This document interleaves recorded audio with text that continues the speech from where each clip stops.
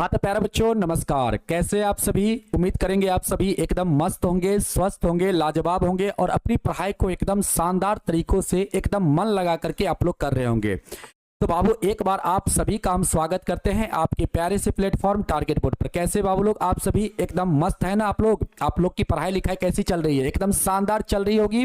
बाबू जिस घड़ी का आपका इंतजार था कि आप बहुत दिनों से बोल रहे थे कि सर जी फार्मूला का वीडियो लाइए, बाबू आज वह घड़ी आ गई, ठीक ना? आज वह घड़ी आ गई और आज हम आपको 1 से 15 तक आपके जो सिलेबस में बाबू 1 से 15 चैप्टर है, सारा चैप्टर का बाबू आज हम आपको फार्मूला बताएंगे और एकदम क्लास में ही आपको सारा फार्मूला याद भी करवा देंगे बाबू, ठीक ना? तो बाबू यहां से आपको क्या बेनिफिट मिलने वाला है एग्जाम में? तो बाबू यहां से आपका 10 से 15 नंबर सिक्योर हो जाएगा, एकदम बाबू पक्का हो जाएगा, ठीक ना? और आप बाबू जब आपको आपके सामने जब क्वेश्चन पेपर आएगा बाबू, तो आप सेकेंडों में बाबू आप क्वेश्चन का जवाब देंगे। यहां से समझ गए? यहां से आपका 10 से 15 नंबर पक्का होने वाला है बाबू। तो इस वीडियो को आप मिस मत करिएगा, इस क्लास को आप मिस मत करिएगा। इस क्लास को बाबू यहां पर इस क्लास को पूरा का पूरा आपको देखना है, ठीक ना? तो बाबू चलिए हम लोग स्टार्ट करते हैं और स्टार्ट करने से पहले हम बोल देते हैं आपको, ठीक ना? फिर एक बार बोल देते हैं कि इस क्लास को आपको मिस नहीं करना। यहां से आपको 10 से 15 नंबर पक्का हो जाएगा बाबू आपके एग्जाम के लिए, ठीक ना? चलिए बाबू आज हम लोग इस क्लास में बाबू पूरा फार्मूला को पढ़ेंगे। 1 से 15 तक के चैप्टर में जितने फार्मूला बनते हैं बाबू, सारे फार्मूला को हम लोग पढ़ेंगे, ठीक है? और याद कैसे, बहुत सारे बच्चे कहते हैं हमें कि फार्मूला याद कैसे होगा। तो बाबू हम आपको टेक्निक बता दें कि बाबू सबसे पहले जो हम आपको यहाँ पे पढ़ाएंगे, लिखाएंगे फार्मूला, बाबू आप हमारे साथ साथ सारा फार्मूला को नोट कर लीजिए, ठीक है? इसके बाद आप क्या करेंगे, जब आप सोने के लिए बेड पर जाएंगे बाबू, तो उस टाइम क्या करेंगे, फार्मूला वाला वीडियो को बाबू जरूर आप देखेंगे। अगर रेगुलर आप 10 दिन देख लिए बाबू, तो आपको फार्मूला बाबू हम कह देते हैं कि आपको सारा फार्मूला जीवन भर के लिए याद हो जाएगा, ठीक ना? जब आप रेगुलर 10 दिन क्लास को देख लिए, फार्मूला वाला क्लास को, तो आपको हम गारंटी देते हैं कि जीवन में कभी भी आप फार्मूला नहीं भूलोगे, ठीक है बाबू? तो चलिए स्टार्ट करते हैं और पहला चैप्टर से हम लोग शुरुआत करते हैं। पहला चैप्टर में कितना आपको फार्मूला याद रखना है, तो आइए बाबू पहला चैप्टर में आप सिर्फ 2 फार्मूला याद रखेंगे। पहला फार्मूला आप याद रखेंगे यूक्लिड बाबू, पहला फार्मूला आप याद रखेंगे यूक्लिड विभाजन एल्गोरिथम का, ठीक ना? पहला फार्मूला आप याद रखेंगे यूक्लिड विभाजन एल्गोरिथम का। समझ गए बाबू? ये क्या होता है? तो कहेंगे सर जी ये फार्मूला, इसका फार्मूला होता है, इसका फार्मूला होता है क्या, a बराबर BQ प्लस R, जहां R का मान होता है बाबू 0 से बड़ा, 0 के बराबर और B से छोटा होता है। क्लियर है? यहां पे बाबू A क्या है आपका? तो कहेंगे सर A यहां पे भाज्य है, B क्या है यहां पे? तो भाजक है। इसके बाद Q यहां पे क्या है? तो भागफल है। और बाबू यहां पे R जो आपका है क्या है? शेषफल है। समझ गए? तो यूक्लिड विभाजन एल्गोरिथम का फार्मूला होता है a बराबर BQ प्लस R, जहां R का मान 0 से बड़ा, 0 के बराबर तथा क्या होता है बाबू? B से छोटा होता है। क्लियर है? दूसरा फार्मूला आप याद रखेंगे पहली संख्या गुने दूसरी संख्या, पहली संख्या गुने दूसरी संख्या बराबर मौसा गुने लसा। क्या होता है बाबू? पहली संख्या गुने दूसरी संख्या बराबर मौसा गुने लसा होता है। और यही से बाबू लसा बराबर जब आप लिखेंगे, लसा बराबर जब आप लिखेंगे तो पहली संख्या गुने दूसरी संख्या और बट्टा में बाबू आ जाएगा मसा। क्लियर है? फिर जब आप मसा बराबर लिखेंगे तो पहली संख्या गुने दूसरी संख्या और बट्टा में क्या आ जाएगा? यहां पे लसा आ जाएगा। इसी प्रकार बाबू जब हम लोग पहली संख्या यहां से अगर लिखना चाहेंगे तो क्या लिखेंगे? मसा गुने लसा, मसा गुने लसा और बट्टा में लिखेंगे हम लोग बाबू दूसरी संख्या, ठीक है? इसके बाद दूसरी संख्या जब यहां पर लिखना चाहेंगे बाबू हम लोग तो लिखेंगे मौसा गुने लसा और बट्टा में क्या लिखेंगे बाबू? पहली संख्या। समझ गए? तो बाबू पहला चैप्टर में आपको इतना ही फार्मूला याद रखना है। पहला फार्मूला हो गया बाबू क्या? यूक्लिड विभाजन एल्गोरिथम का। दूसरा फार्मूला आपका पहली संख्या गुने दूसरी संख्या बराबर होता है मौसा गुने लसा। और यहीं से बाबू ये 4 फार्मूला बनता है, यहीं से ये 4 फार्मूला बनता है। यहां से पहला फार्मूला बनेगा लसा का, दूसरा बनेगा मौसा का, तीसरा बनेगा पहली संख्या का और चौथा फार्मूला बनेगा दूसरी संख्या का। समझ में आ गया बाबू? चलिए अब हम लोग दूसरा चैप्टर की ओर चलते हैं।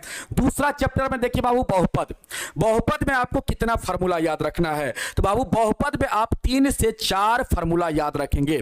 पहला यहां पे क्या होगा, तो बहुपद को पहचानने के बाबू आप रूल याद रखेंगे। बहुपद को कैसे पहचानेंगे? तो बाबू बहुपद को पहचानने का नियम जो होता है 2 प्रकार का होता है। क्या होता है? 2 प्रकार का। पहला नियम क्या होता है यहां पे, तो बहुपद एक ही चर में होना चाहिए। क्या होना चाहिए बाबू? बहुपद एक ही चर में होना चाहिए। जैसे बाबू देखिए यहां पे देख लीजिए, यहां पे बहुपद क्या है, एक ही चर में है, और यहां पे कहेंगे हम लोग x के चर में है। बहुपद क्या है बाबू? x के चर में है। ठीक है, तो बहुपद हमेशा क्या होता है बाबू? एक ही चर में होता है। क्लियर है? दूसरा रूल आप याद रखेंगे, बहुपद में यहां पे लिख लेंगे, बहुपद में चर का घात। बहुपद में चर का घात क्या होता है बाबू? धनात्मक। धनात्मक का मतलब हुआ पॉजिटिव। ठीक है बाबू, धनात्मक एवं क्या होना चाहिए? पूर्ण संख्या का होना चाहिए। समझ के बाबू, बहुपद में चर का घात क्या होता है? धनात्मक एवं पूर्ण संख्या होता है। समझ में आ गया बाबू? जैसे आप देख लीजिए एग्जाम्पल के माध्यम से देख लीजिए बाबू। यहां पे देखिए, यहां पे 5x³ प्लस 3x स्क्वायर और प्लस का 2x और माइनस का 3 है बाबू। यहां पे देखिए आपका बहुपद में चर का घात जो है बाबू क्या है, तो धनात्मक और पूर्ण संख्या के रूप का है ना? देख लीजिए, है ना बाबू? तो यहां पे हम लोग बहुपद को पहचानने का 2 रूल याद रखेंगे। पहला, बहुपद क्या होना चाहिए? एक ही चर में होना चाहिए। और दूसरा बाबू, बहुपद में चर का घात क्या होना चाहिए? धनात्मक एवं क्या होना चाहिए? पूर्ण संख्या के रूप का होना चाहिए। समझ गए बाबू?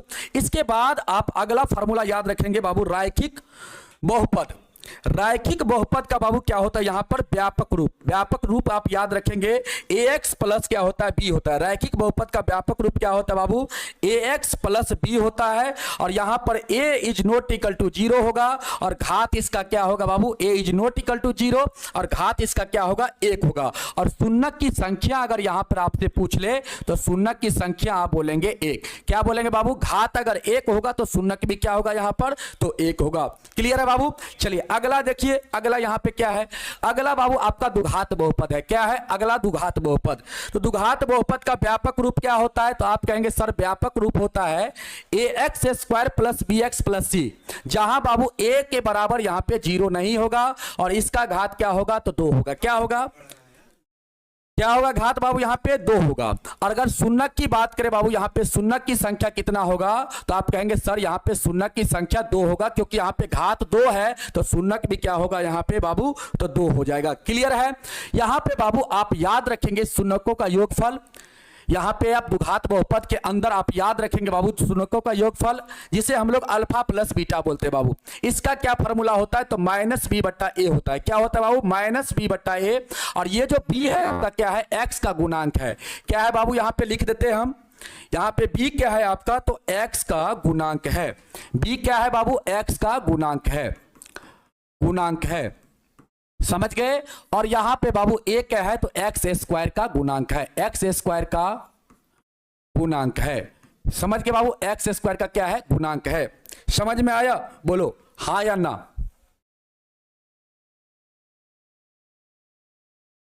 चलो समझ में आया बाबू? हाँ या ना बोलो। तो यहां पे हम लोग कहेंगे बाबू, यहां पे क्या बोलेंगे? 1 मिनट को।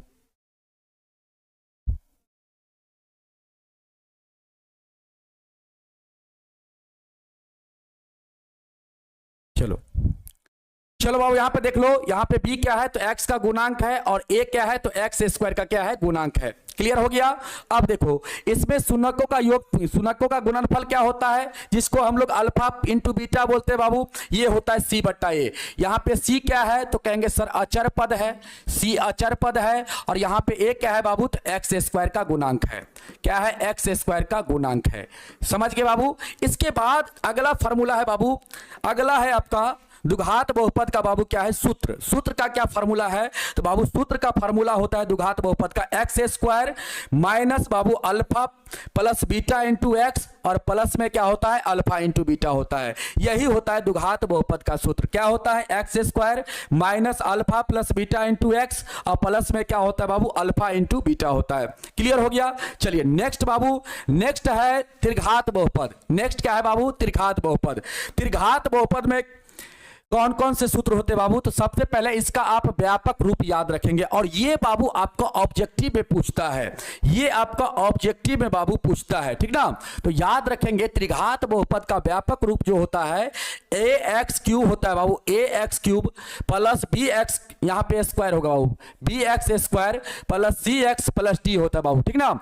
त्रिघात बहुपद का व्यापक रूप क्या होता है? ax³ और प्लस का bx² और प्लस का cx प्लस का d, जहां a बराबर 0 नहीं होगा बाबू, a के बराबर 0 नहीं होगा, और इसका घात जो होगा बाबू कितना होगा? तो 3 होगा। और इसका शून्यक की संख्या आप याद रखेंगे, शून्यकों की संख्या इसका क्या होता है? तो शून्यकों की संख्या यहां पे होता है बाबू कितना? तो आप याद रखेंगे 3। कितना? 3, क्योंकि घात 3 है तो शून्यक की संख्या कितना होगा यहां पे? तो 3 हो जाएगा। क्लियर है? चलो यहां पे देखो, इसमें शून्यकों का योग क्या होता है? Alpha plus beta plus gamma क्या होता है? तो कहेंगे आप -b/a होता है। और b क्या है बाबू यहां पे? तो b आपका x² का गुणांक है, x² का क्या है? गुणांक है। समझ के बाबू? और यहां पे a क्या है? तो x³ का गुणांक है, x³ का क्या है? गुणांक है। समझ गए? इसके बाद आगे देखिए, दो शून्यकों के गुणनफल का योग, मतलब alpha beta plus beta gamma plus alpha, और alpha beta plus beta gamma plus gamma alpha का योग क्या होता है बाबू? ठीक ना। दो शून्यकों के गुणनफल का योग क्या होता है? तो आप कहेंगे सर जी c/a होता है। और c क्या है यहां पे? तो आप कहेंगे x का गुणांक है। क्या है बाबू? x का गुणांक c है, और यहां पे a जो है आपका x³ का गुणांक है। समझ के बाबू? इसके बाद इसमें आप अगला फॉर्मूला याद रखेंगे, शून्यकों का गुणनफल alpha into beta into gamma क्या होता है बाबू? -d/a होता है। और यहां पे d आपका अचर पद है।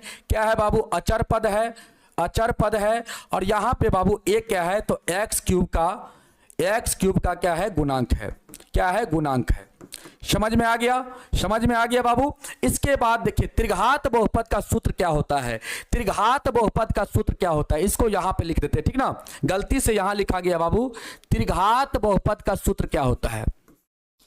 त्रिघात बहुपद का सूत्र क्या होता है? तो आप याद रखेंगे बाबू, त्रिघात बहुपद का सूत्र x³ minus alpha plus beta plus gamma into x² plus में बाबू alpha beta beta gamma plus gamma alpha into x, और प्लस का क्या बाबू? Alpha beta into gamma, alpha beta into gamma, alpha into beta into gamma. ये बाबू आप याद रखेंगे। इसका त्रिघात बहुपद का क्या होता है? सूत्र होता है। क्या होता है? फिर से एक बार सुन लीजिए, x³ minus alpha plus beta plus gamma into x² plus होता है alpha beta plus beta gamma plus gamma alpha into x, और प्लस में होता है बाबू alpha into beta into gamma. समझ गए? यही होता है त्रिघात बहुपद का सूत्र। तो बाबू बहुपद के अंदर आपको इतना ही फार्मूला को याद रखना है, बहुपद के अंदर आपको इतना ही फार्मूला को याद रखना है।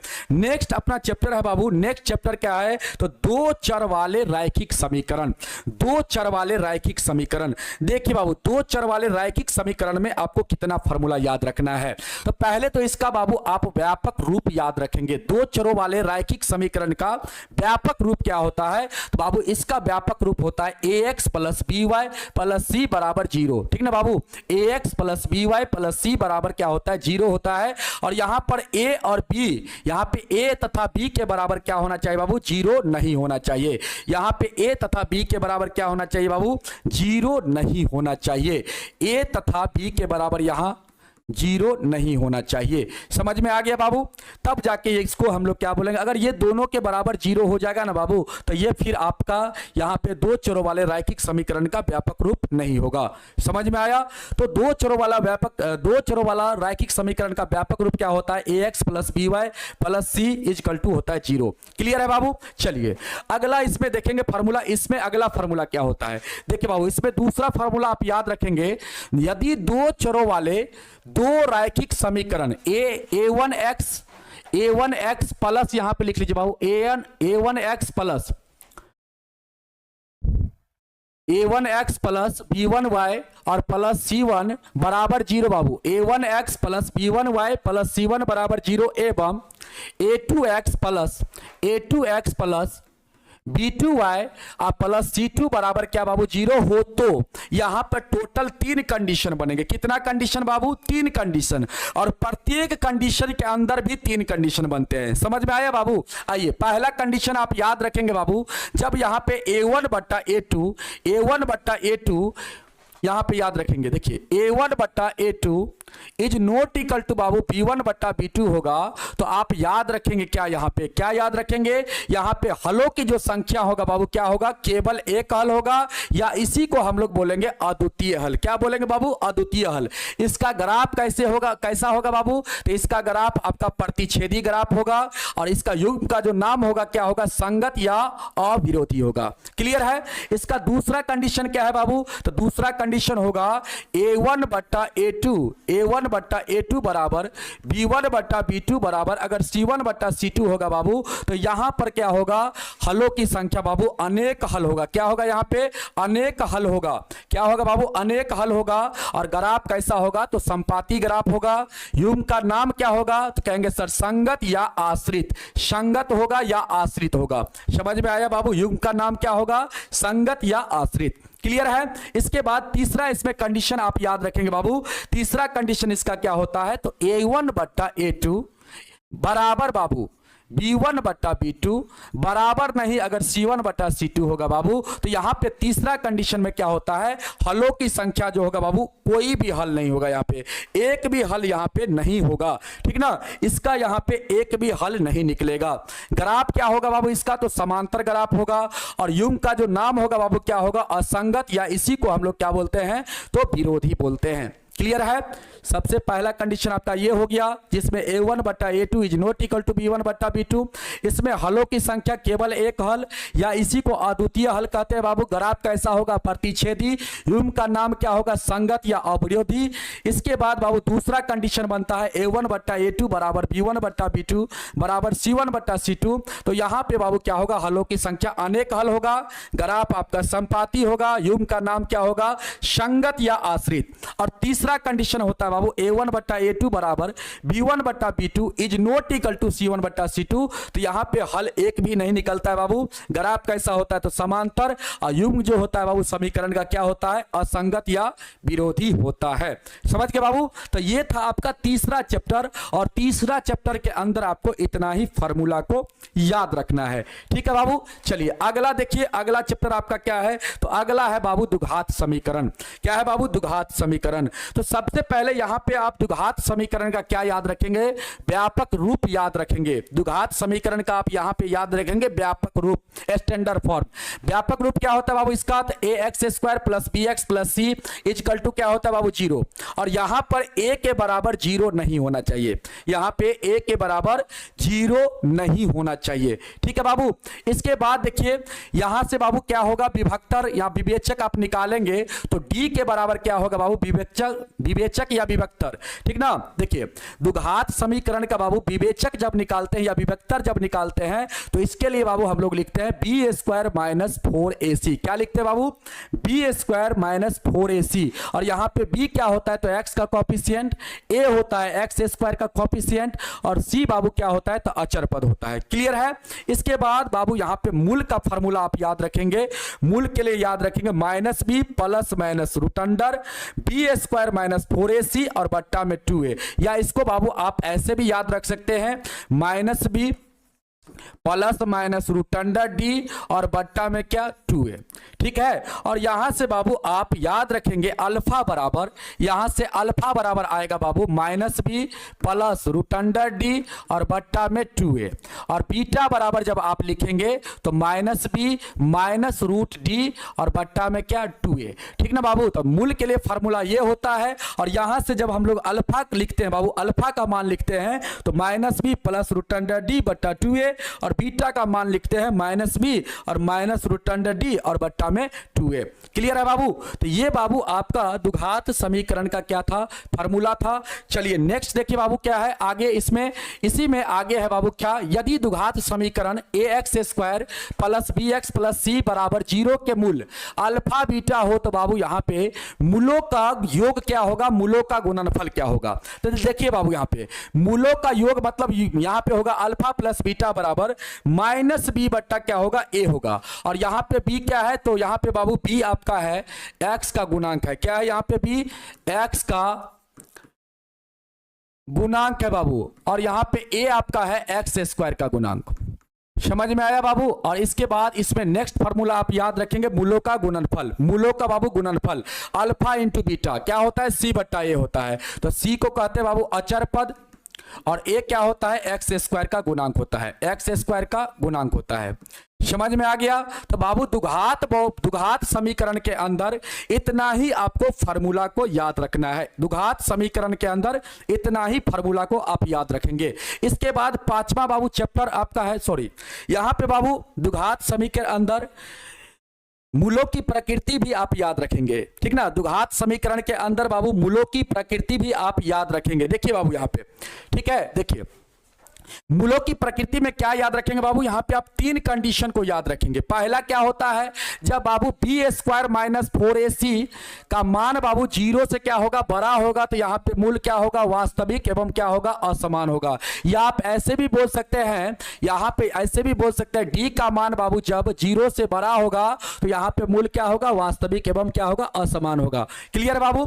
जब बाबू दूसरा कंडीशन में आप क्या याद रखेंगे, यहां पे जब बाबू डी का मान या बी स्क्वायर माइनस 4ac का मान जीरो के बराबर होगा बाबू, डी का मान जीरो के बराबर होगा तो मूल क्या होगा यहां पे, तो हम लोग कहेंगे मूल वास्तविक एवं क्या होगा, समान होगा। मूल क्या होगा, वास्तविक एवं क्या होगा, समान होगा। जब बाबू तीसरा कंडीशन में देखिए, जब बाबू बी स्क्वायर माइनस 4ac का मान जीरो से छोटा होगा, या हम लोग कह सकते हैं डी का मान जीरो से अगर छोटा होगा बाबू तो क्या होगा, मूल काल्पनिक होगा। क्या होगा, काल्पनिक, या इसी को हम लोग बोलते हैं अवास्तविक होगा। ठीक है बाबू, मूल क्या होगा, अवास्तविक होगा। समझ में आ गया। तो याद रखेंगे बाबू मूलों की प्रकृति में तीन कंडीशन याद रखेंगे। पहला क्या याद रखेंगे, डी का मान अगर जीरो से बड़ा है तो मूल वास्तविक एवं असमान होगा। जब डी का मान बाबू जीरो के बराबर होगा तो मूल क्या होगा, वास्तविक एवं समान होगा। जब डी का मान जीरो से छोटा होगा तो मूल क्या होगा, काल्पनिक होगा या अवास्तविक होगा। समझ में आ गया। चलो ये बाबू आपका चौथा चैप्टर के अंदर इतना फार्मूला था। इसके बाद पांचवा चैप्टर के अंदर कितना फार्मूला है, चलिए बाबू एक एक फार्मूला को हम लोग देख लेते हैं। तो देखिए पांचवा चैप्टर के अंदर बाबू आप देखिए यहां पे क्या है, समांतर श्रेणी का पद a1 a2 a3 a4 dot dot dot an है बाबू। तो यहां पे सबसे पहले हम लोग सार्वंतर निकालना सीखेंगे। सार्वंतर कैसे निकालते हैं बाबू, तो यहां पे देखिए इस दो पद को हम लोग पकड़ते हैं और अगला पद में से बाबू पिछला पद को हम लोग हटा लेते हैं तो सार्वंतर आ जाता है। इसी प्रकार जब बाबू आप ये दोनों पद को पकड़ेंगे, ये दोनों पद को जब आप पकड़ेंगे यहां पे, तो हम लोग कहेंगे सर यहां पे हो जाएगा हम लोग का a3 माइनस a2। फिर बाबू जब इसी प्रकार जब आप इस दोनों पद को जब आप पकड़ेंगे तो यहां क्या हो जाएगा, a4 माइनस a3। इसी प्रकार बाबू इसका क्रम चलता है। तो सार्वंतर जब भी आप निकालेंगे बाबू तो याद रखेंगे पहला पद और दूसरा पद को पकड़ेंगे, दूसरा पद में से पहला पद को घटा लेंगे तो आपका सार्वंतर आ जाएगा। अब बाबू यहां पे प्रथम पद क्या है, तो आप लोग कहेंगे यहां पे प्रथम पद a1 है। क्या है, a1 है। अंतिम पद क्या है बाबू, तो अंतिम पद यहां पे an है। और इसके बाद पदों की संख्या का मतलब क्या होता है यहां पे, तो हम लोग कहेंगे सर n होता है। पदों की संख्या का मतलब n, मतलब यहां पे कितना पद है, तो पद बताता है बाबू n की संख्या, ठीक ना, n की संख्या बताता है पद।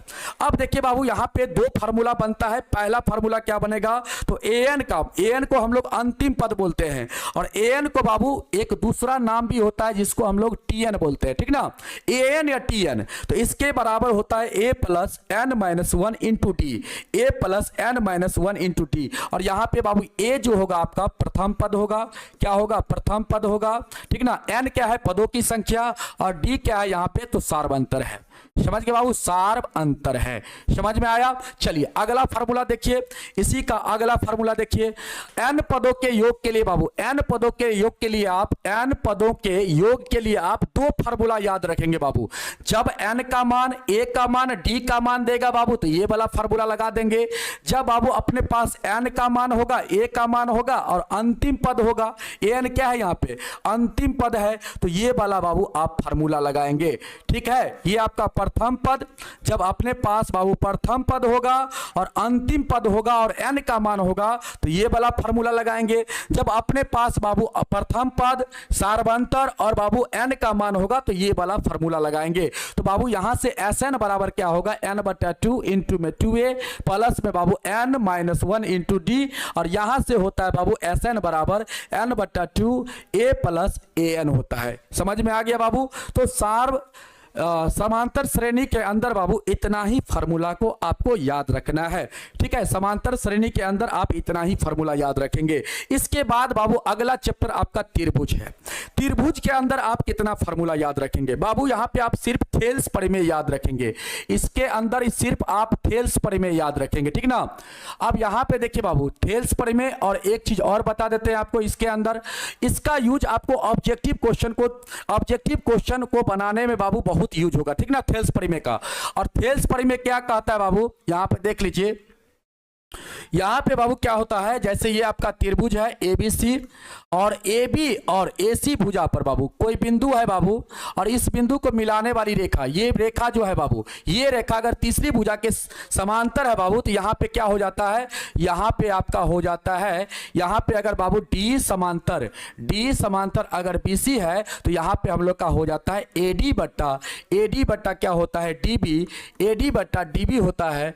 यहां पे D को अच्छा से लिख लीजिए, AD बट्टा DB होता है, और AE बट्टा क्या होता है EC होता है। समझ में आ गया बाबू, यही आपका क्या है, तो बाबू थेल्स परिमेय है। क्या है, थेल्स परिमेय है। क्लियर है।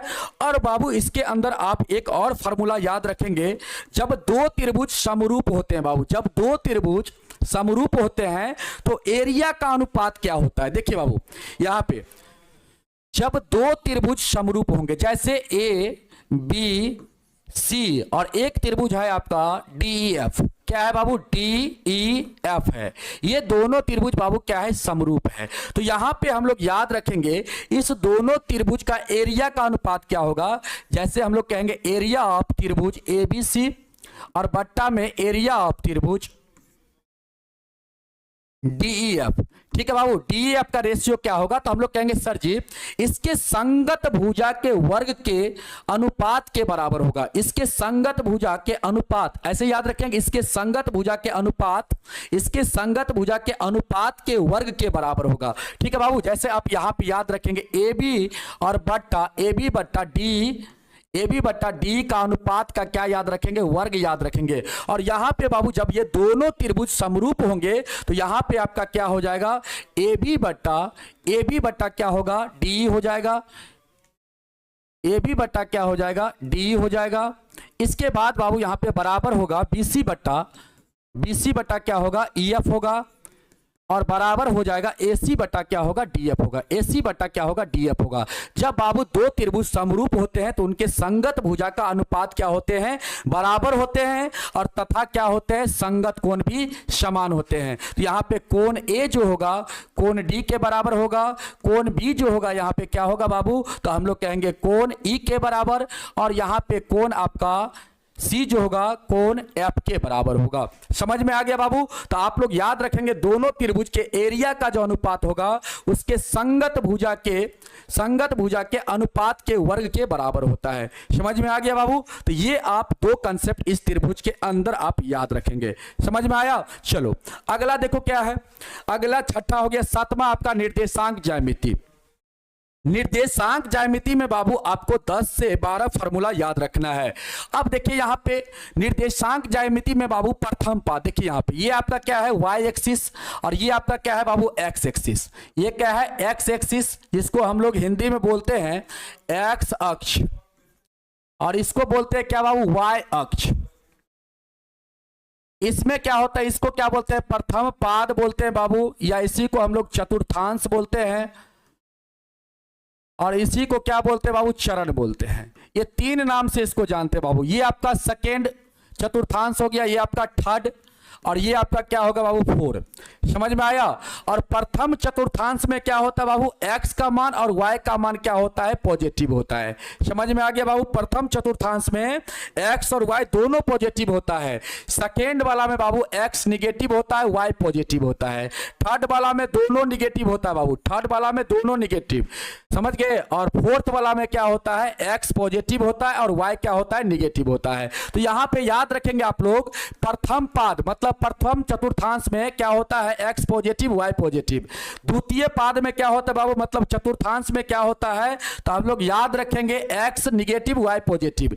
तृतीय में क्या होता है बाबू, तो x निगेटिव y भी निगेटिव। और चतुर्थ में क्या होता है, x positive y negative. Clear है, समझ में आ गया। इसको आप याद रखेंगे। पांचवा पॉइंट के रूप में आप क्या याद रखेंगे बाबू, एक्स अक्ष से किसी भी बिंदु की दूरी को हम लोग क्या बोलते हैं, तो y निर्देशांक बोलते हैं। क्या बोलते हैं बाबू, y निर्देशांक। एक्स अक्ष से किसी भी बिंदु की दूरी को हम लोग y निर्देशांक, या इसी को हम लोग क्या बोलते हैं बाबू, कोटि बोलते हैं। क्या बोलते हैं, कोटि बोलते हैं। क्लियर है। छठा पॉइंट के रूप में आप यहां पे याद रखेंगे, डायरेक्ट क्वेश्चन पूछता है इस पर, डायरेक्ट इस पर क्वेश्चन पूछता है। जैसे आपसे बोल देगा यहां पे बिंदु 3,4, बिंदु 3,4 का एक्स अक्ष से दूरी, एक्स अक्ष से दूरी क्या होगा, आपसे डायरेक्ट पूछेगा बाबू। बिंदु 3,4 का एक्स अक्ष से दूरी क्या होगा। तो बाबू अगर एक्स अक्ष से दूरी पूछा जाए किसी भी बिंदु का, तो आप क्या बोलेंगे, y निर्देशांक। और यहां पे y निर्देशांक कितना है, तो आप कहेंगे सर जी 4 है। तो आपका आंसर क्या हो जाएगा यहां पे, तो आपका आंसर यहां पे 4 हो जाएगा। समझ में आया बाबू, यहां पे आंसर क्या हो जाएगा, 4 हो जाएगा। इसी प्रकार छठा पॉइंट आप याद रखेंगे, यहां पे y अक्ष से किसी भी बिंदु की दूरी को क्या बोलते हैं हम लोग, तो हम लोग बोलते हैं बाबू y अक्ष से किसी भी बिंदु की दूरी को x निर्देशांक बोलते हैं। क्या बोलते हैं, x निर्देशांक।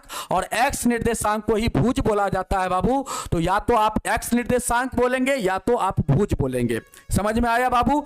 और यहां पे अगर बिंदु 3,4 का y अक्ष से बाबू अगर दूरी पूछता, तो आपका आंसर क्या होता, क्या होता, तो कहते आप 3 होता। क्या होता, 3 होता। x अक्ष से पूछा तो यहां पे 4 हो गया, और y अक्ष से पूछता तो क्या होता, यहां पे बाबू 3 आंसर होता। क्लियर है। सातवां पॉइंट आप याद रखेंगे, एक्स अक्ष पर बाबू किसी भी बिंदु का निर्देशांक जो होता है x कॉमा क्या होता है, 0 होता है।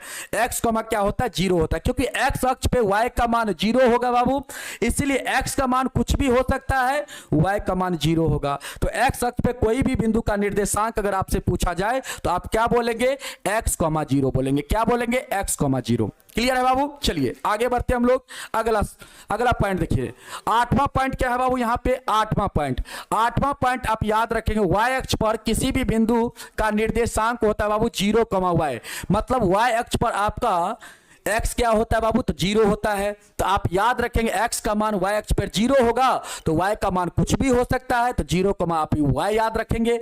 y अक्ष पर कोई भी बिंदु का निर्देशांक क्या होगा, तो 0,y होगा। इसके बाद 9वां पॉइंट आप याद रखेंगे, x अक्ष का समीकरण क्या होता है, तो बाबू x अक्ष का समीकरण होता है y बराबर 0। क्या होता है, y बराबर 0। क्यों होता है, तो बाबू हम लोग कहेंगे कि x अक्ष पर y का मान 0 होता है, तो x अक्ष के लिए जो समीकरण होगा क्या होगा, y बराबर 0 होगा। क्लियर है बाबू।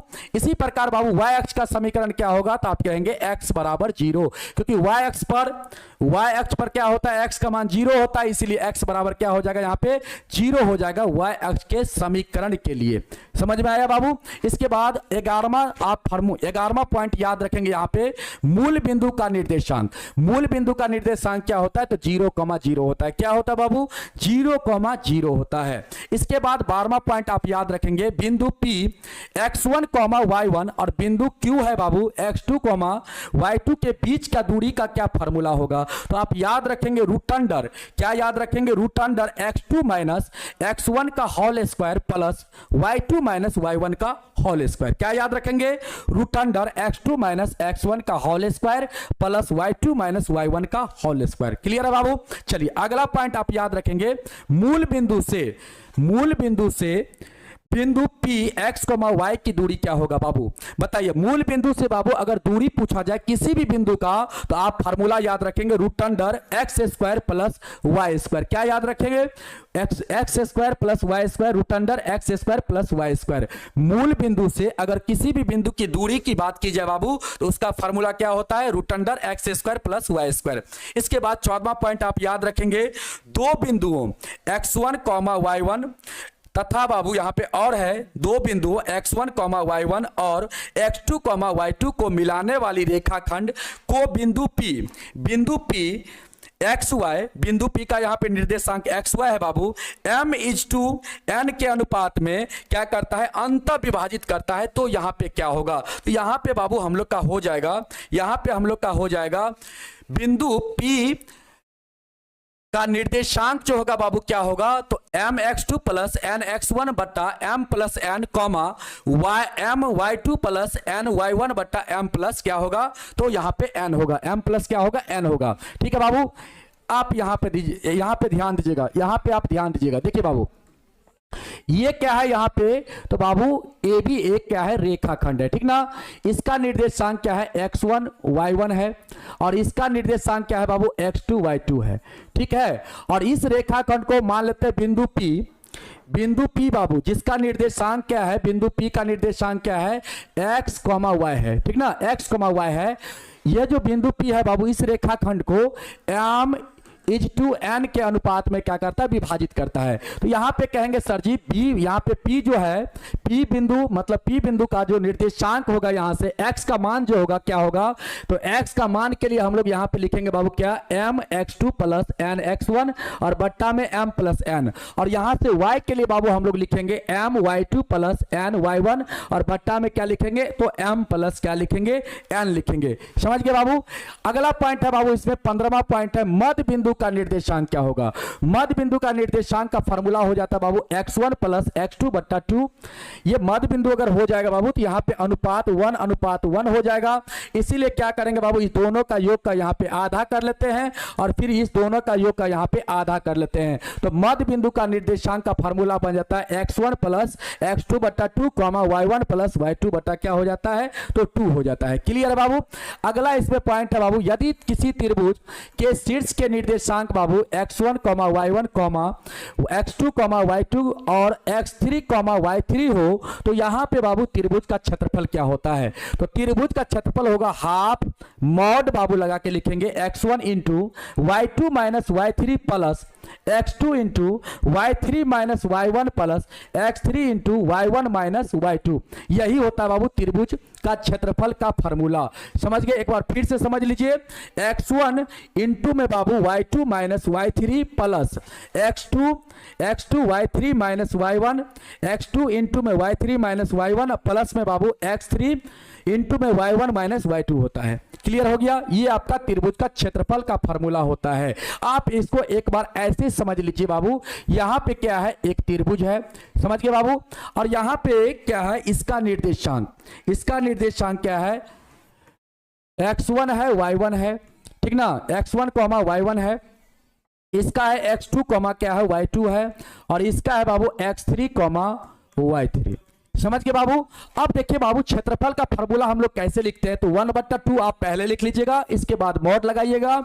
यहां से बाबू अगर x1 लीजिएगा तो यहां से आप y2 माइनस y3 करेंगे। देखिए y2 माइनस y3 है, इसके बाद प्लस, अब प्लस करेंगे बाबू। अब यहां से अगर x2 लेंगे आप, तो यहां से आप y3 माइनस y1 लेंगे। इसके बाद बाबू क्या करेंगे? यहां पे प्लस, अगर आप यहां पे x3 लेंगे तो यहां से y1 माइनस आप क्या लेंगे? तो y2 लेंगे। इस प्रकार बाबू आप लिख करके फार्मूला को याद कर सकते हैं। समझ गए बाबू त्रिभुज का क्षेत्रफल का? इसके बाद देखिए त्रिभुज के केंद्रक का निर्देशांक क्या होगा? जब इस तीनों शीर्षों का बाबू कोऑर्डिनेट अगर निर्देशांक दिया हुआ है, तो यहां पर केंद्रक का निर्देशांक क्या होगा? तो बाबू केंद्रक का निर्देशांक होगा x1 plus x2 plus x3 और बट्टा में क्या होगा? 3। देखिए x1 प्लस x2 प्लस 3 और बट्टा में क्या होगा बाबू? तो 3 हो जाएगा। इसी प्रकार क्या होगा? y1 plus y2 plus y3 और बट्टा में क्या होगा बाबू? 3 होगा। तो बाबू जब भी त्रिभुज का तीनों शीर्ष दिया रहे, तीनों शीर्ष का निर्देशांक दिया रहे और केंद्रक का निर्देशांक पूछे तो बाबू क्या करेंगे आप x1 x2 और x3 को जोड़ लेंगे और 3 से भागा दे देंगे, कॉमा बाबू y1 y2 और y3 को जोड़ लेंगे और 3 से भागा दे देंगे। तो यहां पे बाबू आपका केंद्रक का निर्देशांक आ जाएगा। क्लियर है।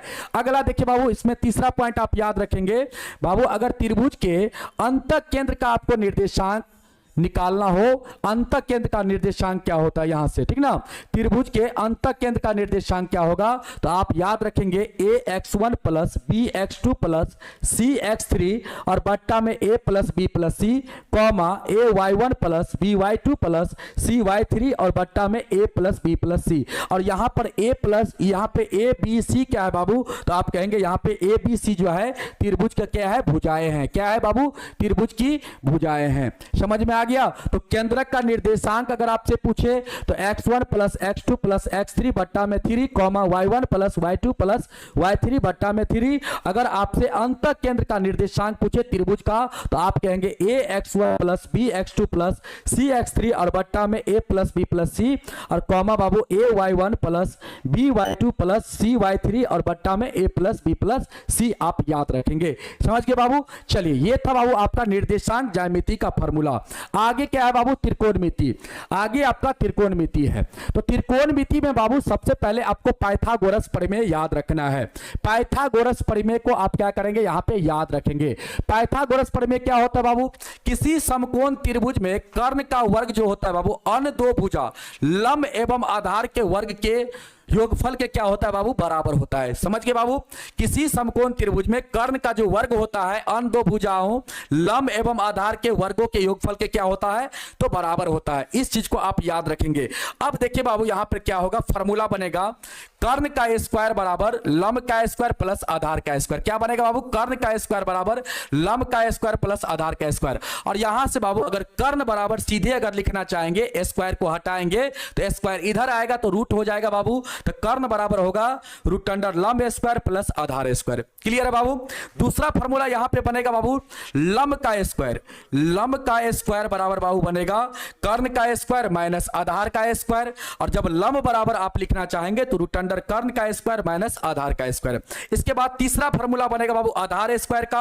आधार स्क्वायर बराबर कर्ण स्क्वायर माइनस लंब स्क्वायर। तो आधार बराबर डायरेक्ट आप लिखना चाहेंगे तो रूट अंडर क्या होगा, कर्ण का स्क्वायर प्लस का, सॉरी कर्ण का स्क्वायर माइनस का लंब का स्क्वायर। क्या होगा, माइनस का लंब का स्क्वायर। समझ में आ गया बाबू यहां तक। और यहां पर देखिए बाबू, यहां पर थीटा के सामने वाली जो भुजा होती है, यहां पर भी समझ लीजिए थीटा के सामने वाली भुजा जो होती है बाबू क्या होती है, तो आपका परपेंडिकुलर होती है, मतलब क्या होती है, लंब होती है। और 90 डिग्री के सामने वाली भुजा को हम लोग क्या बोलते हैं, तो कर्ण बोलते हैं। समझ के बाबू। और जो यहां पे संलग्न भुजा है थीटा के जस्ट बगल वाली भुजा, उसको हम लोग क्या बोलते हैं बाबू, आधार बोलते हैं, बेस बोलते हैं। क्लियर हो गया। चलिए आगे देखिए बाबू, इसमें आगे कौन सा फार्मूला है, तो आगे इसका बेसिक फार्मूला है। क्या है बाबू, बेसिक फार्मूला है। आइए बेसिक फार्मूला का हम लोग जानते हैं बाबू, त्रिकोणमितीय अनुपात का बेसिक फार्मूला क्या है, तो बाबू सबसे पहले आप साइन का फार्मूला याद रखेंगे। साइन का फार्मूला क्या होता है, लंब बटा कर्ण होता है बाबू, लंब बटा कर्ण या परपेंडिकुलर बटा हाइपोटेनस। आप याद रखेंगे लंब बटा कर्ण या परपेंडिकुलर बटा हाइपोटेनस। ठीक है बाबू। और साइन का उल्टा होता है कौसेक। क्या होता है बाबू, साइन का उल्टा कौसेक होता है। तो बाबू इसका लंब बटा कर्ण है तो इसका क्या हो जाएगा, कर्ण बटा लंब हो जाएगा। या इसको हाइपोटेनस बटा आप क्या कह सकते हैं, परपेंडिकुलर कह सकते हैं। ठीक है बाबू। अब देखिए इसमें दूसरा फार्मूला क्या है बाबू, यहां पे तो कॉस है। और कॉस का फार्मूला क्या होता है, आधार बटा कर्ण होता है। आधार बटा क्या होता है, कर्ण होता है। अब बाबू आधार बटा कर्ण को हम लोग बेस बटा क्या लिख सकते हैं, हाइपोटेनस भी लिख सकते हैं। इसको बेस बोलेंगे, इसको क्या बोलेंगे, हाइपोटेनस।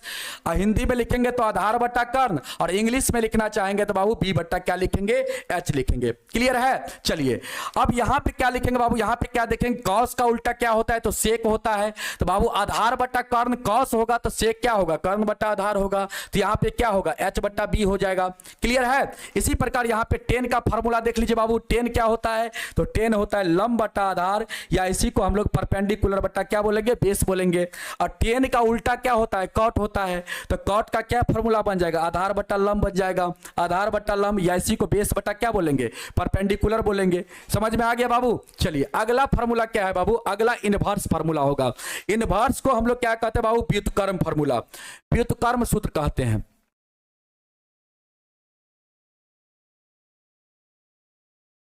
व्युत्क्रम सूत्र। देखिए बाबू यहां पे क्या होगा? तो यहां पे साइन और कौसेक का बाबू गुना करेंगे तो 1 के बराबर हो जाएगा। साइन और कौसेक क्या होगा यहां पे बाबू? गुना में 1 के बराबर होगा। आप देख लीजिए यहां पे एक चीज आपको प्रूफ करके बता देते हैं। देखिए बाबू साइन क्या है? P बट्टा एच है, और गुना ये क्या होता है? H बट्टा P होता है। तो H से H कट जाएगा, P से P कट जाएगा बाबू, तो 1 के बराबर हो जाएगा। तो आप याद रखेंगे साइन थीटा इंटू कौसेक थीटा किसके बराबर? तो 1 के बराबर होता है। यहां पे बाबू अगर साइन थीटा के बराबर लिखना चाहेंगे तो क्या होगा? 1 बट्टा कौसेक हो जाएगा। और कौसेक थीटा के बराबर अगर हम लोग लिखना चाहेंगे तो क्या होगा? 1 बट्टा साइन होगा। साइन थीटा के बराबर क्या होगा? 1 बट्टा कौसेक, और कौसेक थीटा के बराबर क्या होगा? तो 1 बट्टा साइन होगा। दूसरा फॉर्मूला बाबू इनवर्स का क्या होगा? तो cos into sec, cos theta into sec theta जो होगा बाबू क्या होगा? 1 के बराबर होगा। समझ गए बाबू? कॉस क्या होता है? सेक का क्या होता है? उल्टा होता है, व्युत्क्रम होता है। इस दोनों का गुणनफल करेंगे तो क्या होगा? 1 के बराबर हो जाएगा। बाबू यहां से कॉस थीटा अगर लिखना चाहेंगे तो क्या होगा? 1 बट्टा सेक थीटा हो जाएगा। और सेक थीटा अगर लिखना चाहेंगे यहां से तो 1 बट्टा क्या होगा? तो कॉस थीटा होगा। समझ में आ गया? अगला इसमें फॉर्मूला होगा बाबू 10 इंटू कॉट का। देख लीजिए 10 इंटू कॉट क्या होगा बाबू यहां पे? तो हम लोग कहेंगे 10 जो होता है कॉट का उल्टा होता है, तो इस दोनों का गुणनफल क्या होगा? 1 के बराबर। 1 के बराबर। तो यहां से बाबू 10 बराबर हम लोग लिखना चाहेंगे तो 1 बट्टा क्या होगा? कॉट हो जाएगा। और कॉट बराबर लिखना चाहेंगे तो 1 बट्टा क्या होगा यहां पे? तो बाबू 10 हो जाएगा। क्लियर है? इसके बाद अगला फॉर्मूला, चौथा फॉर्मूला यहां पे देखिए बाबू क्या होगा? 10 का फॉर्मूला बाबू साइन और कॉस के रिस्पेक्ट में क्या होता है? 10 बराबर। तो हम लोग कहेंगे सर साइन बटा क्या होता है? कॉस होता है। और सेक और कॉसेक के रिस्पेक्ट में 10 बराबर क्या हो जाता है? सेक बटा क्या होता है बाबू? कॉसेक होता है। उसी प्रकार कॉट का फॉर्मूला यहां से क्या होगा? तो कॉस बटा साइन होगा, और या तो कॉसेक बटा आप यहां पे सेक याद रख सकते हैं। ठीक ना? कॉस बटा साइन बराबर क्या होगा? कॉसेक बटा सेक। ठीक ना? ये दोनों फॉर्मूला क्या होता है? यहां पे कॉट का होता है। समझ में आ गया बाबू? चलिए अगला फॉर्मूला इसमें देखिए क्या है? अगला फॉर्मूला यहां पे है मान है बाबू। त्रिकोणमितीय सारणी का क्या है? यहां पे मान है। तो सबसे पहले आप मान को कैसे याद रखेंगे? देखिए बाबू सबसे पहले आप साइन का सारा मान आप याद कर लेंगे। साइन का आप सारा मान याद कर लेंगे। ठीक है? और यहां से जब आप उल्टा चलेंगे बाबू तो आपका कॉस का सारा मान याद होगा। यहां से जब आप उल्टा चलेंगे तो कॉस का आपका सारा मान याद हो जाएगा। ठीक है बाबू?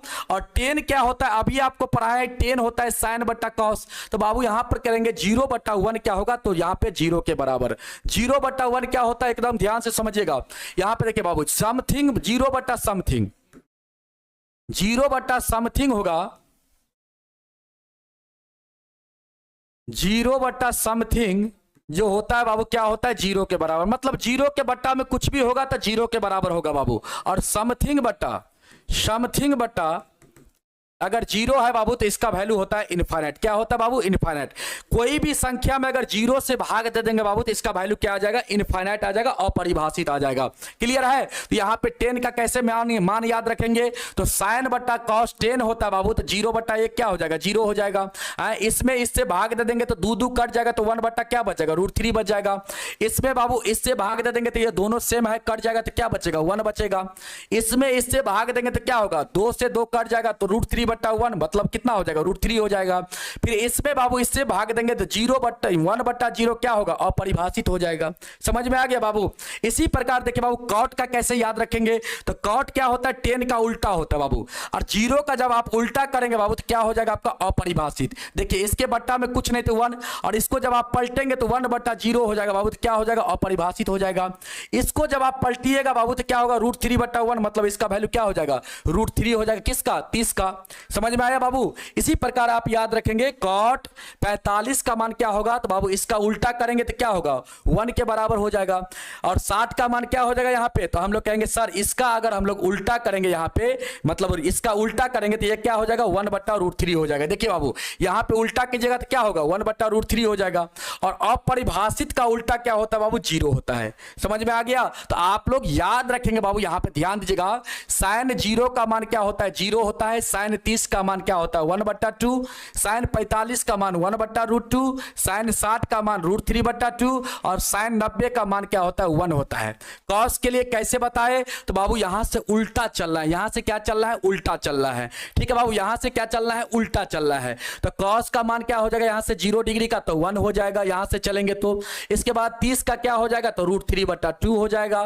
45 का मान क्या होगा तो 1/√2 होगा। 60 का क्या हो जाएगा बाबू तो 1/2 होगा। और यहाँ पे 90 का क्या हो जाएगा बाबू, तो हम लोग कहेंगे यहां से ये मान यहां आएगा तो ये क्या हो जाएगा 90 का cos का तो 0 हो जाएगा। क्लियर है बाबू। इसी प्रकार आप 10 का समझ गए होंगे बाबू, 10 0 का मान क्या होगा 0 होगा। इतना बट्टा इतना किए मतलब sin बट्टा cos किए तो 0 आया।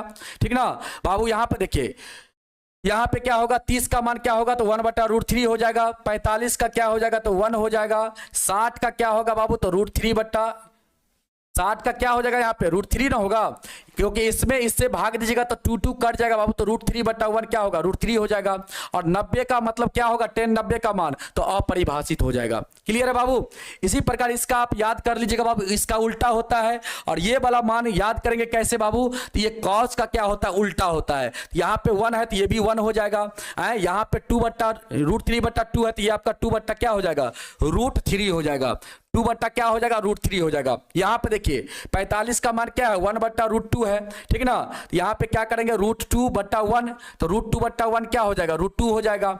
यहाँ पे देखिए 60 का मान क्या है 1/2 है तो इसका उल्टा करेंगे क्या होगा 2/1 मतलब 2 हो जाएगा। और यहाँ पे 0 है तो 0 का उल्टा क्या होता है बाबू अपरिभाषित हो जाएगा। तो यहाँ पे बाबू आपका सारा मान याद हो जाएगा किसका तो सेक का, 0 का, 30 का, इसके बाद 45 का बाबू, फिर 60 का, फिर आपका 90 का। समझ में आ गया। इसके बाद कौसेक का कैसे याद रखेंगे, तो बाबू कौसेक जो होता है साइन का उल्टा होता है, तो इसका उल्टा करेंगे यहाँ पे तो अपरिभाषित हो जाएगा।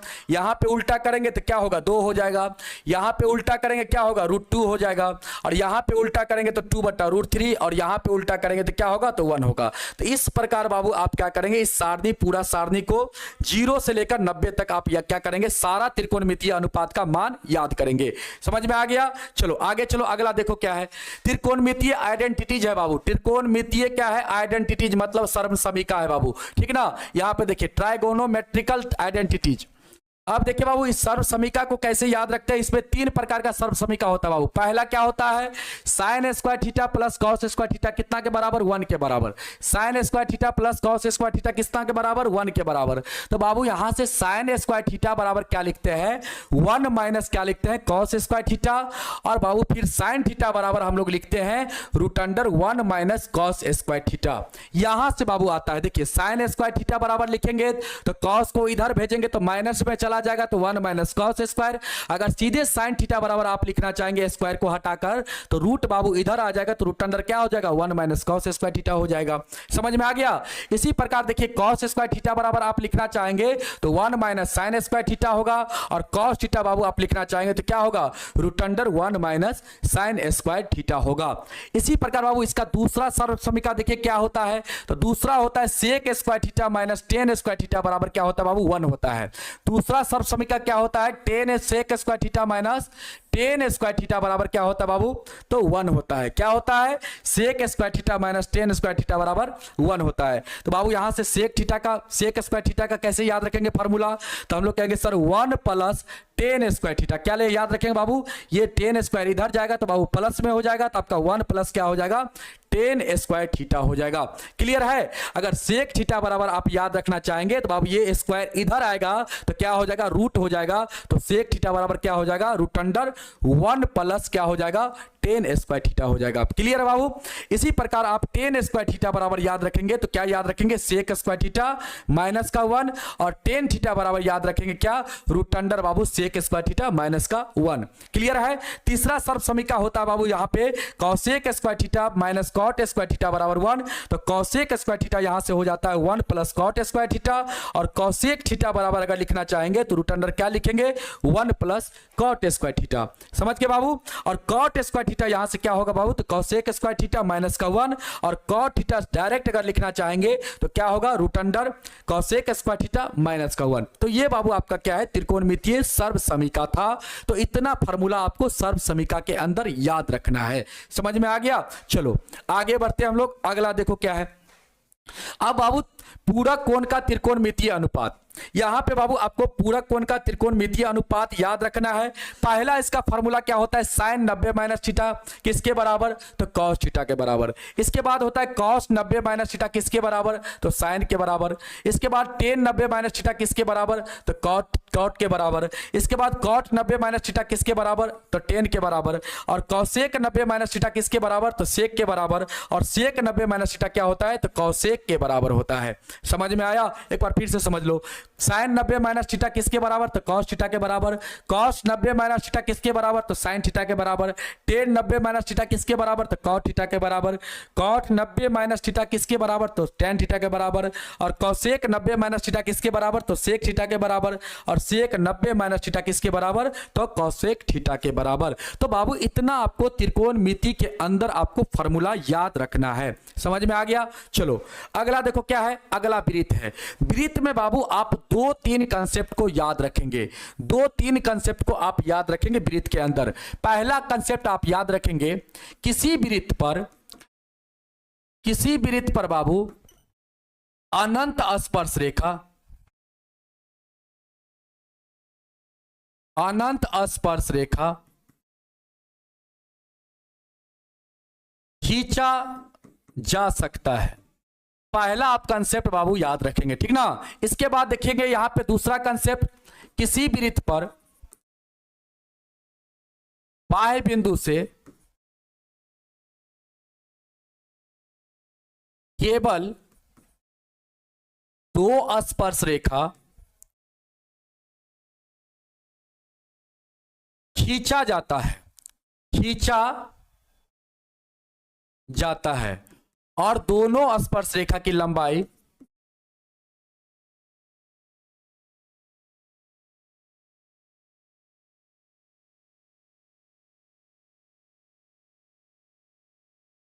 समान होती है।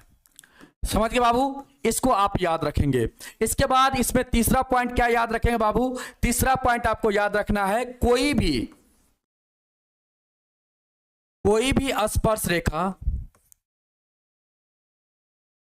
वृत्त को केवल एक बिंदु पर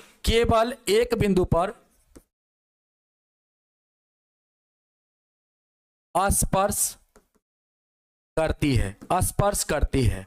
इसके बाद बाबू आप उभयनिष्ठ स्पर्श रेखा का कंसेप्ट याद रखेंगे। उभयनिष्ठ स्पर्श रेखा के लिए कंसेप्ट आप याद रखेंगे।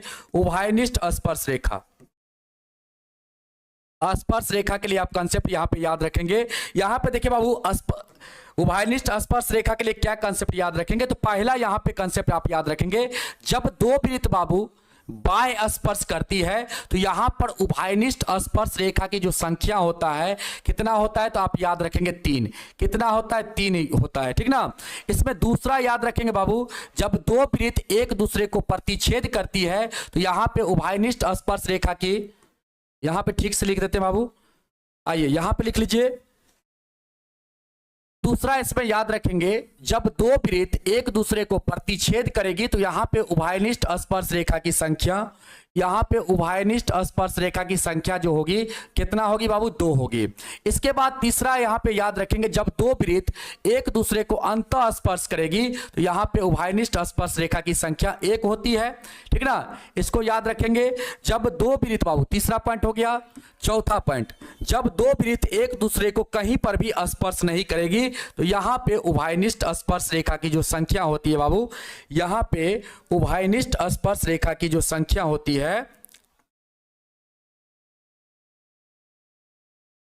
टोटल 4 होती है। कितना होती है बाबू? टोटल 4 होती है। कितना?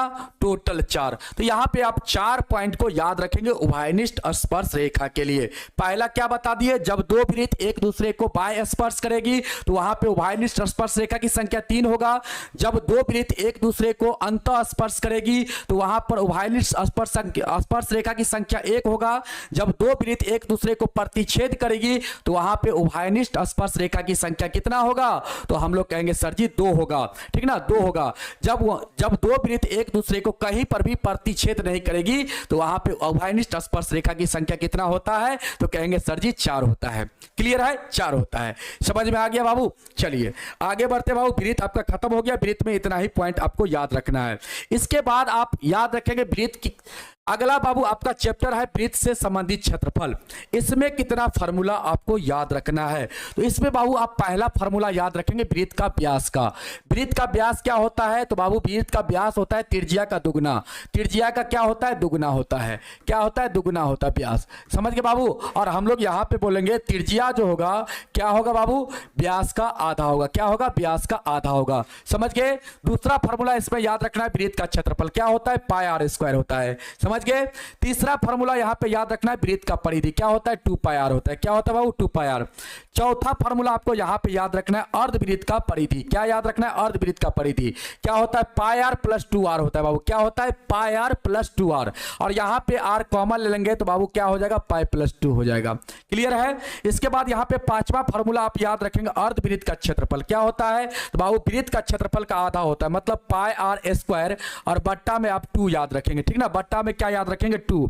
इसके बाद छठा फार्मूला आप याद रखेंगे वृत्त के चतुर्थांश का क्षेत्रफल क्या होता है बाबू? वृत्त के चतुर्थांश का क्षेत्रफल तो आप याद रखेंगे वृत्त का क्षेत्रफल का क्या होता है? 1/4 होता है। क्या होता है? 1/4। या आप ऐसे याद रखिएगा पाई आर स्क्वायर बट्टे में कितना? 4। आप ऐसे भी याद रख सकते हैं। सातवां फार्मूला आप याद रखेंगे बाबू वृत्त का वलय का क्षेत्रफल क्या होता है? तो पाई बड़ा आर स्क्वायर और माइनस पाई छोटा आर स्क्वायर होता है बाबू। पाई बड़ा आर स्क्वायर माइनस पाई छोटा आर स्क्वायर होता है। समझ गए बाबू? अगला फार्मूला देखिए क्या है इसमें।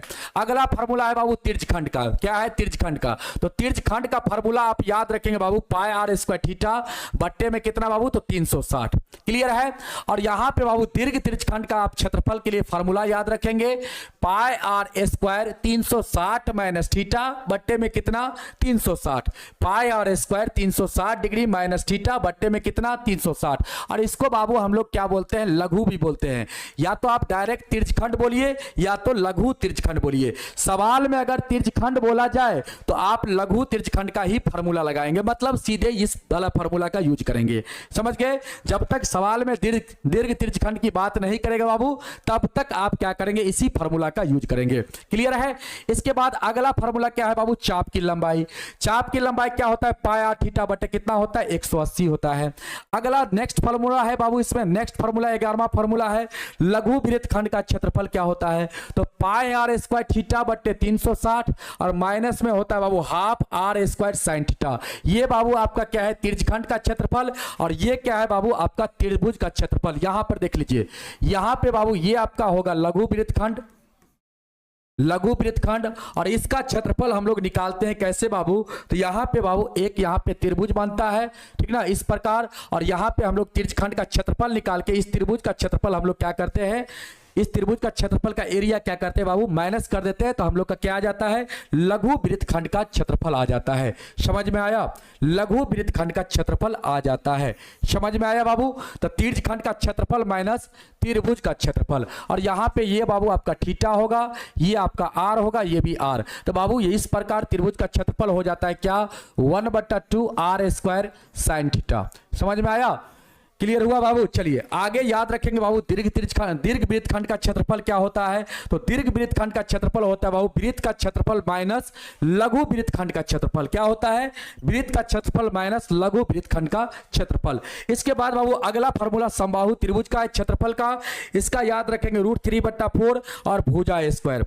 इसके बाद अगला 14 नंबर फार्मूला है समबाहु त्रिभुज का परिमाप का। तो इसका फार्मूला आप याद रखेंगे 3 गुने क्या? भुजा। 3 गुने क्या? भुजा याद रखेंगे। इसके बाद देखिए बाबू नेक्स्ट इसमें क्या फॉर्मूला है, तो नेक्स्ट आपका है समबाहु त्रिभुज का शीर्ष लंब की ऊंचाई का, ये क्या होता है √3/2 गुने भुजा होता है। क्या होता है वो भुजा होता है। इसके बाद इसमें 15वां फॉर्मूला है वर्ग का परिमाप का, तो वर्ग का परिमाप का होता है बाबू 4 गुने भुजा होता है। क्या होता है 4 गुने भुजा, यहां पे एक क्या है भुजा है। क्लियर है बाबू। इसके बाद 17वां फॉर्मूला आप याद रखेंगे वर्ग का क्षेत्रफल का, क्या होता है तो भुजा स्क्वायर होता है। 18वां फॉर्मूला आप याद रखेंगे बाबू वर्ग का विकर्ण का, ये क्या होता है आपका तो √2 गुने भुजा होता है। इसके बाद बाबू 19वां फॉर्मूला आप आयत का परिमाप का याद रखेंगे 2 × लंबाई प्लस चौड़ाई। क्लियर है। इसके बाद 20वां फॉर्मूला आप आयत का क्षेत्रफल का याद रखेंगे लंबाई गुने चौड़ाई, क्या होता है बाबू लंबाई गुने चौड़ाई। इसके बाद 21वां फॉर्मूला आप आयत का विकर्ण का याद रखेंगे √अंडर बाबू लंबाई स्क्वायर प्लस का क्या होता है तो चौड़ाई स्क्वायर। क्लियर हो गया। चलो अगला फॉर्मूला क्या है, देखो अगला फॉर्मूला है बाबू 13 नंबर चैप्टर का पृष्ठीय क्षेत्रफल आयतन का पहला फॉर्मूला यहां पे आप याद रखेंगे घन का आयतन का। घन का आयतन क्या होता है बाबू, तो घन का आयतन आपका होता है भुजा क्यूब। क्या होता है बाबू भुजा क्यूब। यहाँ पे एक क्या है आपका भुजा है तो भुजा का क्यूब हो जाएगा। समझ में आ गया। इसके बाद देखो बाबू यहाँ पे दूसरा फॉर्मूला आप याद रखेंगे घन का वक्र पृष्ठ क्षेत्रफल का, जिसको हम लोग पार्श्व बोलते हैं। क्या बोलते हैं बाबू पार्श्व पृष्ठीय क्षेत्रफल। इसका फॉर्मूला क्या होता है 4 गुने क्या होता है तो भुजा स्क्वायर। क्या होता है बाबू 4 गुने भुजा स्क्वायर। इसके बाद तीसरा फॉर्मूला घन का याद रखेंगे बाबू क्या तो संपूर्ण पृष्ठीय क्षेत्रफल का, ये क्या होता है 6 गुने भुजा स्क्वायर। क्या होता है 6 गुने भुजा स्क्वायर। तो चौथा फॉर्मूला इसमें याद रखेंगे घन का विकर्ण का बाबू, ये क्या होता है तो √3 गुने क्या होता है भुजा होता है। पांचवा फॉर्मूला यहाँ पे आप याद रखेंगे घनाभ का आयतन का। क्या होता है घनाभ का आयतन बाबू तो लंबाई गुने चौड़ाई गुने ऊंचाई मतलब LBH होता है बाबू, ठीक ना। इसके बाद छठा फॉर्मूला आप याद रखेंगे घनाभ का वक्र पृष्ठीय क्षेत्रफल का। क्या होता है तो 2 × लंबाई प्लस चौड़ाई गुने ऊंचाई होता है बाबू, ठीक ना। तो घनाभ का वक्र पृष्ठीय क्षेत्रफल या इसी को हम लोग बाबू बोलते हैं पार्श्व पृष्ठीय क्षेत्रफल, ठीक ना। तो पार्श्व पृष्ठीय क्षेत्रफल का क्या फॉर्मूला हो जाएगा बाबू तो 2 × लंबाई प्लस चौड़ाई इंटू ऊंचाई, और इसी को बोलते हैं बाबू हम लोग कमरे के चारों दीवार का क्षेत्रफल। कमरे के चारों दीवारों का क्षेत्रफल, ये क्या हो जाता है कमरे के चारों दीवारों का क्षेत्रफल का फॉर्मूला होता है। समझ गए बाबू। चलिए अगला देखिए फॉर्मूला क्या है। अगला फॉर्मूला इसमें क्या है बाबू तो अगला फॉर्मूला है घनाभ के संपूर्ण पृष्ठीय क्षेत्रफल का। 7वां फॉर्मूला क्या है घनाभ के संपूर्ण पृष्ठीय क्षेत्रफल का, ये होता है 2 × LB प्लस BH प्लस क्या होता है HL होता है। इसके बाद याद रखेंगे 8वां फॉर्मूला घनाभ का विकर्ण का, क्या होता है √L² plus B² plus H² होता है। इसके बाद बेलन का आप याद रखेंगे बाबू आयतन का फॉर्मूला, क्या होता है यहाँ पे πr² H होता है बेलन का आयतन का। इसके बाद आगे आप याद रखेंगे 10वां फॉर्मूला बेलन का वक्र पृष्ठ क्षेत्रफल का फॉर्मूला बाबू, क्या होता है तो 2πRH होता है। क्या होता है बाबू 2πRH। इसके बाद 11वां फॉर्मूला बाबू याद रखेंगे बेलन का संपूर्ण पृष्ठीय क्षेत्रफल का, क्या होता है तो 2πr इंटू में होता है बाबू r प्लस h होता है। देखिए यहाँ पे क्या हो जाता है 2πRH वक्र पृष्ठ क्षेत्रफल, और इसमें क्या होता है बाबू ऊपर नीचा का वृत्त जो है बाबू क्या होता है उसका क्षेत्रफल इसमें जुट जाता है। यहां से हो जाता है 2πr और इंटू में हो जाता है h प्लस r, क्या हो जाता है h प्लस r हो जाता है। इसके बाद देखिए बाबू शंकु का आयतन का क्या यहाँ पे फॉर्मूला होता है तो 1/3 πr² h होता है। 12वां फॉर्मूला आप याद रखेंगे शंकु का आयतन का, ठीक है बाबू 1/3 πr² h। इसके बाद शंकु का क्या होता है बाबू वक्र पृष्ठ क्षेत्रफल का फॉर्मूला, क्या होता है πrl होता है। क्या होता है बाबू πrl, और l निकालने का फॉर्मूला होता है क्या बाबू √r² प्लस h², और h निकालने का यहां से फॉर्मूला बनता है l² माइनस का बाबू r², और r निकालेंगे बाबू यहां से क्या तो l² और माइनस का h², ठीक ना। ये चीज आप यहां पे याद रखेंगे। इसके बाद 14वां फॉर्मूला देखिए शंकु का संपूर्ण पृष्ठीय क्षेत्रफल का क्या होता है तो कहेंगे सर जी πr इंटू में l प्लस r होता है। देखिए बाबू πrl होता है शंकु का वक्र पृष्ठ क्षेत्रफल, और नीचे वाला आधार का क्षेत्रफल जुट जाता है मतलब वृत्त का क्षेत्रफल जुट जाता है। तो यहाँ पे क्या हो जाएगा πr कॉमन तो l प्लस क्या हो जाता है r हो जाता है। यही हो जाता है शंकु का संपूर्ण पृष्ठीय क्षेत्रफल का फार्मूला। समझ में आ गया बाबू। अब देखिए 15वां फार्मूला आपका क्या है, गोला का आयतन का। तो गोला का आयतन का क्या होता है फार्मूला, तो 4/3 होता है पाई आर क्यू होता है। क्या होता है बाबू, 4/3 पाई आर क्यू होता है। इसके बाद अगला फार्मूला देखिए क्या है, अगला है बाबू गोले का संपूर्ण पृष्ठीय क्षेत्रफल का फार्मूला। ये क्या होता है बाबू, तो 4 पाई आर स्क्वायर होता है। इसके बाद बाबू अगला फार्मूला आपका है अर्धगोले का आयतन का। तो अर्धगोले का आयतन क्या होता है, 2/3 पाई आर क्यू होता है बाबू, ठीक ना, इसको याद रखेंगे आप। इसके बाद 18वां फार्मूला देखिए अर्धगोले का वक्रपीठ क्षेत्रफल का क्या फार्मूला होता है, तो 2 पाई बाबू आर स्क्वायर होता है। क्या होता है, 2 पाई आर स्क्वायर। इसके बाद 19वां फार्मूला आप याद रखेंगे अर्धगोले का संपूर्ण पृष्ठीय क्षेत्रफल का। क्या होता है बाबू, अर्धगोले का संपूर्ण पृष्ठीय क्षेत्रफल का फार्मूला होता है 3 पाई आर स्क्वायर। इसके बाद 20वां फार्मूला आप याद रखेंगे शंकु के छिन्नक का आयतन। क्या होता है बाबू, 1/3 पाई एच होता है, इंटू में होता है बाबू बड़ा आर स्क्वायर प्लस छोटा आर स्क्वायर, और प्लस होता है बाबू बड़ा आर इंटू छोटा आर, ठीक है बाबू। इसके बाद 21वां फार्मूला आप याद रखेंगे शंकु के छिन्नक का वक्रपृष्ठ क्षेत्रफल का बाबू फार्मूला याद रखेंगे। क्या होता है, पाई इंटू में बाबू एल, और इंटू में हो जाता है क्या बाबू, आर प्लस आर हो जाता है। क्या होता है, पाई गुने एल, और इंटू में क्या लिखेंगे हम लोग, आर प्लस बड़ा आर प्लस छोटा आर। क्लियर है बाबू। इसके बाद 22वां फार्मूला आप याद रखेंगे शंकु के छिन्नक का संपूर्ण पृष्ठीय क्षेत्रफल का बाबू।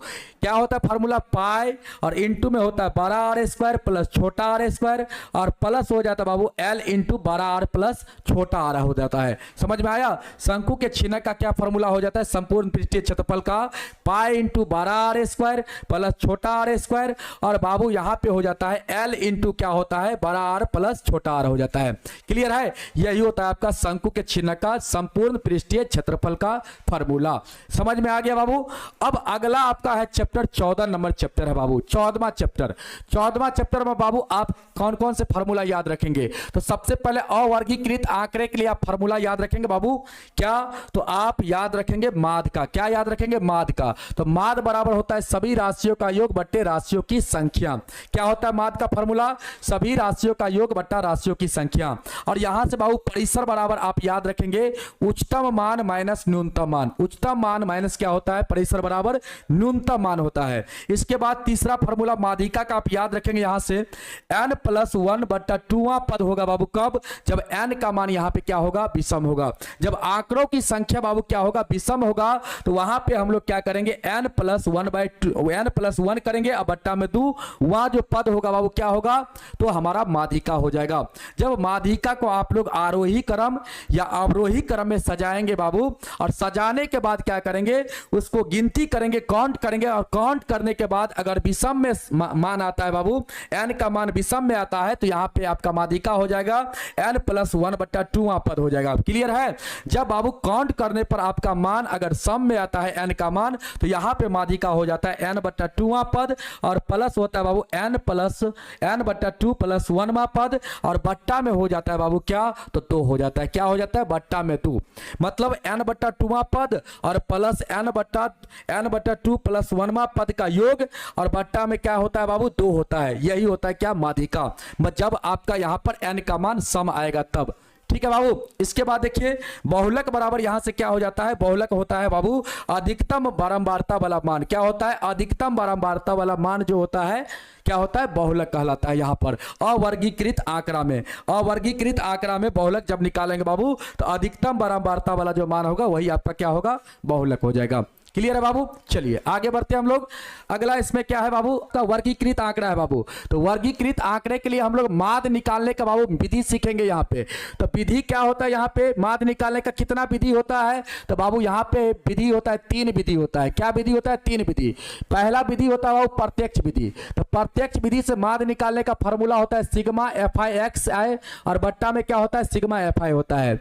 दूसरा विधि होता है बाबू कल्पित माध्य विधि। कल्पित माध्य विधि द्वारा कैसे माध्य निकालते बाबू, तो A + सिग्मा FI DI बट्टे बाबू सिग्मा FI। और तीसरा विधि होता है बाबू पद विचलन विधि। पद विचलन विधि से हम लोग माध्य कैसे निकालते हैं, तो A + सिग्मा FI UI बट्टे बाबू सिग्मा FI, और गुने में क्या होता है, H होता है। ठीक ना। तो यहाँ पे बाबू क्या होता है, 3 विधि होता है माध्य निकालने का। और यहाँ पे 3 विधि होता है माध्य निकालने का। वर्गीकृत आंकड़े के लिए माध्य का 3 विधि होता है। समझ में आया? माध्य निकालने का 3 विधि होता है बाबू। यहाँ पे पहला होता है प्रत्यक्ष विधि, दूसरा होता है कल्पित माध्य विधि, तीसरा क्या होता है तो पद विचलन विधि होता है। क्लियर हो गया? चलो आगे देखो क्या है, अगला देखो। अगला बाबू यहाँ पे बहुलक, वर्गीकृत आंकड़ा का बहुलक कैसे निकालते हैं बाबू? तो बहुलक के लिए फॉर्मूला होता है एल प्लस होता है बाबू F1 माइनस F0, और यहाँ पे होता है बट्टा में 2F1 minus F0 minus F2, और गुने में क्या होता है बाबू H होता है। देखिए बहुलक का क्या फॉर्मूला होता है L plus F1 minus F0 बट्टा बाबू 2F1 माइनस F0 और माइनस 2F2, और गुने में क्या होता है H होता है बाबू। ठीक ना? यहाँ पे L क्या है बाबू? तो L आपका बहुलक वर्ग की निम्न सीमा है। F1 क्या है? तो बहुलक वर्ग की बारंबारता है। F0 क्या है बाबू? तो बहुलक वर्ग से ठीक पहले वर्ग की बारंबारता है। F2 क्या है यहाँ पे? तो बहुलक वर्ग की ठीक बाद में आने वाली वर्ग की बारंबारता है। और H क्या है बाबू यहाँ पे? तो बहुलक वर्ग का क्या है? माप है। क्या है? बहुलक वर्ग का माप है। समझ में आ गया? चलो अगला देखो फॉर्मूला क्या है यहाँ पे, मध्यक के फॉर्मूला बाबू। मध्यक मतलब माध्यिका। माध्यिका का क्या फॉर्मूला होता है बाबू?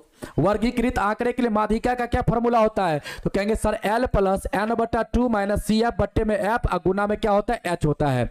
यहाँ पे देखिए बाबू L क्या है? तो L आपका मध्यक वर्ग की निम्न सीमा है। N क्या है बाबू? प्रेक्षणों की संख्या। यहाँ पे प्रेक्षणों होगा बाबू, प्रेक्षणों की क्या है? संख्या। ठीक ना? या आप यहाँ पे लिख लेंगे बाबू बारंबारताओं का योग, बारंबारताओं का योग। क्या है बाबू? n क्या है यहाँ पे? बारंबारताओं का योग कहिए, चाहे प्रेक्षणों की संख्या कहिए बाबू। क्या कहिए? प्रेक्षणों की संख्या। इसके बाद देखिए बाबू CF क्या है यहाँ पे? तो CF है यहाँ पे मध्यक वर्ग से ठीक पहले वर्ग की संख्या है, बारंबारता। इसके बाद F यहाँ पे क्या है? तो F आपका है मध्यक वर्ग की बारंबारता, और H क्या है बाबू? तो मध्यक वर्ग की माप है। मध्यक वर्ग की जो आपका माप होगा बाबू वो आपका है। ठीक ना? यहाँ पे इसके बाद देखिए वर्ग चिन्ह यहाँ पे क्या होता है बाबू? वर्गीकृत आंकड़ा का वर्ग चिन्ह कैसे निकालते हैं हम लोग? तो ऊपरी सीमा प्लस निचली सीमा बट्टे में 2 होता है। ठीक ना? वर्ग चिन्ह का क्या फॉर्मूला होता है? ऊपरी सीमा प्लस निचली सीमा बट्टे में 2। जैसे बाबू देखिए यहाँ पे 40 से 50 आपका वर्ग अंतराल है बाबू, और इसका वर्ग चिन्ह निकालना है तो यहाँ पे ऊपरी सीमा 50 है और निचली सीमा कितना है? 40 है बाबू, और बट्टा में क्या कर देंगे? 2। यहाँ पे क्या हो जाएगा? 90/2 हो जाएगा। तो काट के कितना आएगा? 45। यही आपका क्या हो जाएगा? वर्ग चिन्ह हो जाएगा। अब बाबू यहाँ पे 5वां सूत्र आप याद रखेंगे बहुलक का, तो बहुलक बराबर होता है 3 माध्यिका माइनस क्या होता है? 2 माध्य। मतलब बहुलक माध्यिका और माध्य के बीच संबंध का सूत्र क्या होता है? तो बहुलक बराबर होता है 3 माध्यिका माइनस 2 माध्य होता है। समझ में आ गया? चलो अगला फार्मूला देखो क्या है। अगला फार्मूला बाबू 15 नंबर चैप्टर का है। यहाँ पे 4-5 फार्मूला है, तो इस 5 फार्मूला को हम लोग याद रखेंगे। देखिए बाबू घटना ई की प्रायिकता बाबू P बराबर क्या होता है? तो नंबर ऑफ इवेंट बट्टा नंबर ऑफ सिंपल स्पेस, या आप याद रख सकते हैं ई के अनुकूल परिणामों की संख्या बट्टे में सभी संभव परिणामों की संख्या। समझ में आ गया बाबू? दूसरा फॉर्मूला यहां पे याद रखेंगे P of E plus P of E dash बराबर क्या होता है बाबू? 1 होता है। मतलब किसी भी घटना की होने की प्रायिकता और किसी भी घटना की नहीं होने की प्रायिकता का जो योग होता है बाबू क्या होता है? तो 1 के बराबर। P of E plus P of dash का जो मान होता है बाबू क्या होता है? तो 1 के बराबर। अब देखिए बाबू तीसरा आप याद रखेंगे किसी भी प्रायिकता का जो मान होता है बाबू वह 0 से बड़ा 0 के बराबर और 1 से छोटा 1 के बराबर होता है। ठीक है? अब याद रखेंगे चौथा आप याद रखेंगे बाबू यहाँ पे कि अगर प्रायिकता का मान 0 आ रहा है बाबू, इसका मतलब ई जो होगा बाबू क्या होगा? यहाँ पे असंभव घटना होगा। क्या होगा? असंभव घटना होगा। ई क्या होगा? यहाँ पे आपका असंभव घटना होगा। समझ गए?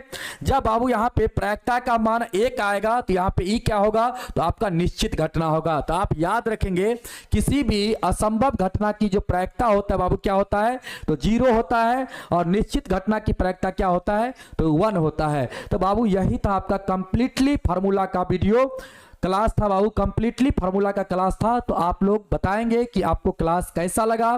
ठीक ना?